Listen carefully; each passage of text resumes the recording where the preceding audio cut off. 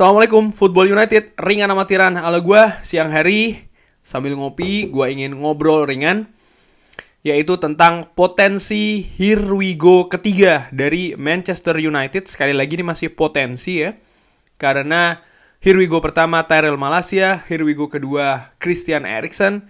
Kabarnya kedua pemain ini sedang berusaha untuk diselesaikan, untuk diofisialkan, untuk diresmikan oleh Manchester United sebelum Manchester United akan berangkat tur pramusim. Kabarnya weekend ini ya, atau bahkan hari Jumat akan berangkat, atau bahkan bisa jadi setelah video ini dibuat maka sudah diofisialkan ya. Itu bisa saja terjadi ketika video ini dibuat atau ketika teman-teman nonton video ini. Bisa jadi kedua pemain itu sudah ofisial sebagai pemain Manchester United. Siapa sekarang ini yang akan jadi atau potensial menjadi rekrutan nomor 3 Manchester United di era Erik ten Hag? Ada satu nama yang ingin gue ngobrol ringankan hari ini adalah Lisandro Martinez, pemain Argentina yang musim lalu memperkuat Ajax Amsterdam, merupakan salah satu pilar Ajax Amsterdam yang musim lalu sukses menjadi juara Eredivisie Liga Belanda. Lisandro Martinez ini juga cukup kencang dikabarkan oleh beberapa media, termasuk juga Fabrizio Romano pastinya, dan juga The Telegraph, The Athletic. Di video-video sebelumnya gue tampilkan ya di news update, tapi kali ini tidak gue tampilkan. Intinya ini sedang diburu betul oleh Manchester United. Manchester United kabarnya terakhir ini mengajukan 40 juta plus 5 add-ons, sementara Ajax masih bersekukuh dengan angka 50 juta. Manchester United tentunya tidak sendiri dalam melakukan perburuan ini. Arsenal dikabarkan juga berminat untuk mendatangkan Lisandro Martinez. Nah, bagaimana menurut gue, opini gue, apakah oke Manchester United atau mungkin sebaiknya posisi lain atau bahkan pemain lain yang diprioritaskan untuk menjadi rekrutan ketiga? Ya, tentu saja masih ada nama lain, Frenkie de Jong, yang masih dengan gua buat video ini masih belum selesai prosesnya ya. Mudah-mudahan bisa segera selesai. Itu gua singkirkan dulu ya, karena memang sedang dalam proses cukup kencang dan bahkan semakin lama semakin dekat kabarnya. Lisandro Martinez menurut gua pemain bagus. Lini belakang dari Manchester United merupakan lini yang harus diperbaikin. Kenapa? Secara statistik, kalau gue lihat ya, bagaimana rekor kebobolan Manchester United musim lalu ini cukup buruk. Bahkan untuk beberapa kurun waktu terakhir dari Manchester United, pertahanan cukup buruk. Sementara lini belakang ini cukup krusial untuk bisa menentukan posisi di papan klasemen. Seperti ada perkataan kalau tidak salah, perkataan dari Sir Alex Ferguson yang mengatakan untuk memenangkan pertandingan itu dengan lini depan, tapi untuk bisa memenangkan kompetisi atau liga itu dengan lini belakang, kurang lebih demikian. Jadi lini belakang ini memang sangat penting sekali. Bagaimana tim-tim papan atas musim lalu ya, Manchester City, Liverpool, lini belakangnya cukup kokoh. Manchester United jelas ada masalah di lini belakang, dan ini merupakan salah satu elemen yang berusaha untuk diperbaiki oleh Erik ten Hag dengan mendatangkan pemain baru.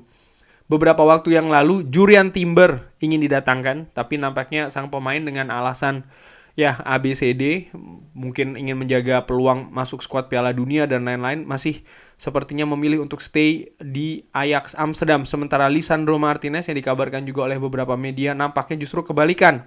Sudah merasa cukup bermain di Eredivisie, ingin bermain di liga lain, dan secara spesifik menyebut Premier League sebagai tujuan selanjutnya. Nah, bagaimana kalau Lisandro Martinez datang ke Manchester United? Apakah cocok? Menurut gue pernah bikin video beberapa waktu yang lalu. Pada saat itu gue mengungkapkan, gue sepakat, gue setuju supaya Manchester United mendatangkan Lisandro Martinez.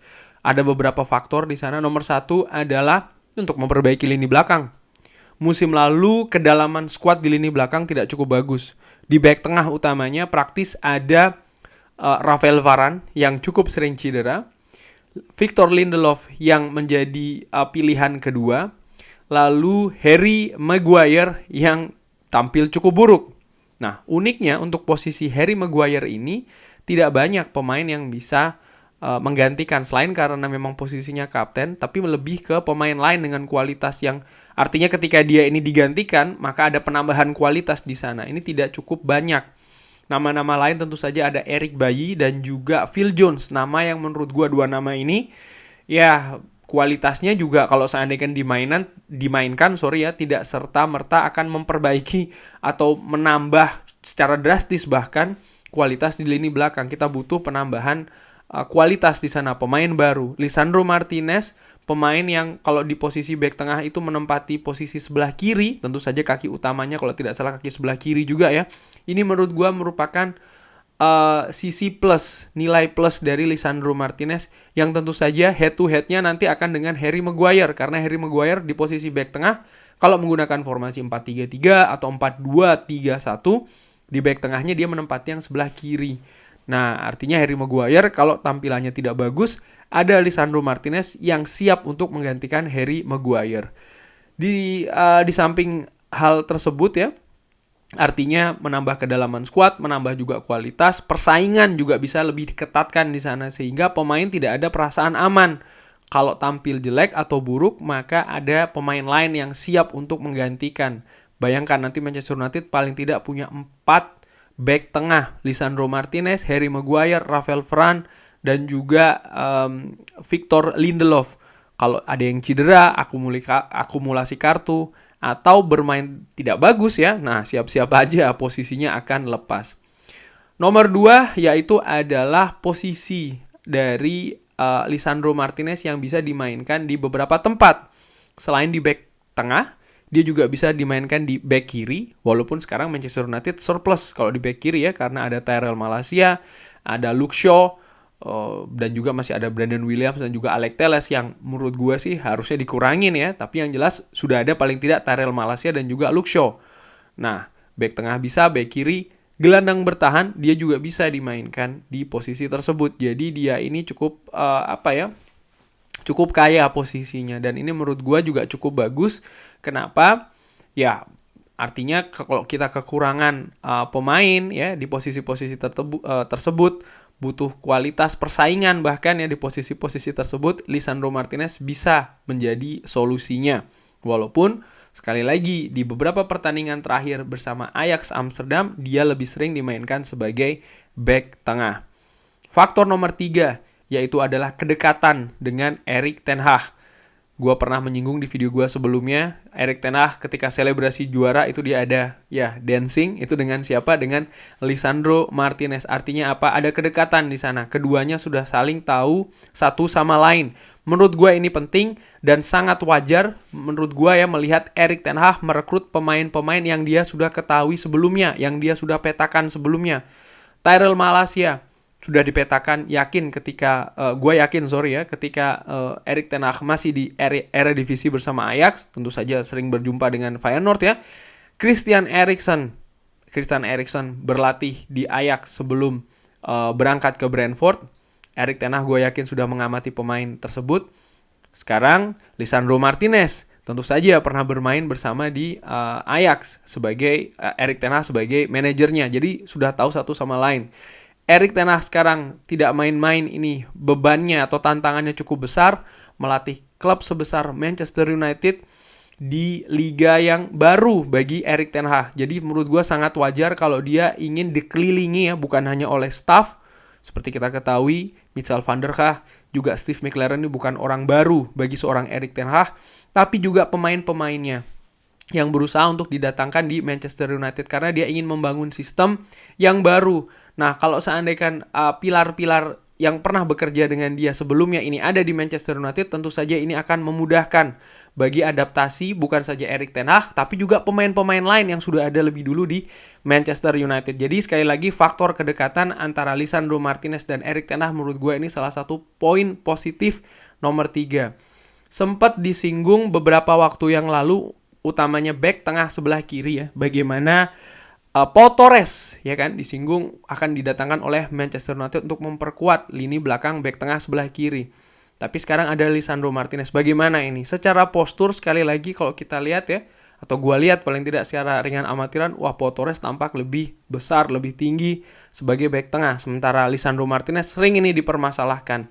Tapi menurut gue sekali lagi, kuncinya bukan soal tinggi badan, berat badan, bentuk atau seperti apa. Tapi nomor satu adalah apakah sang pemain itu ada di request, di skema dari Erik ten Hag, di rencana dari Erik ten Hag. Itu yang lebih penting. Karena apa?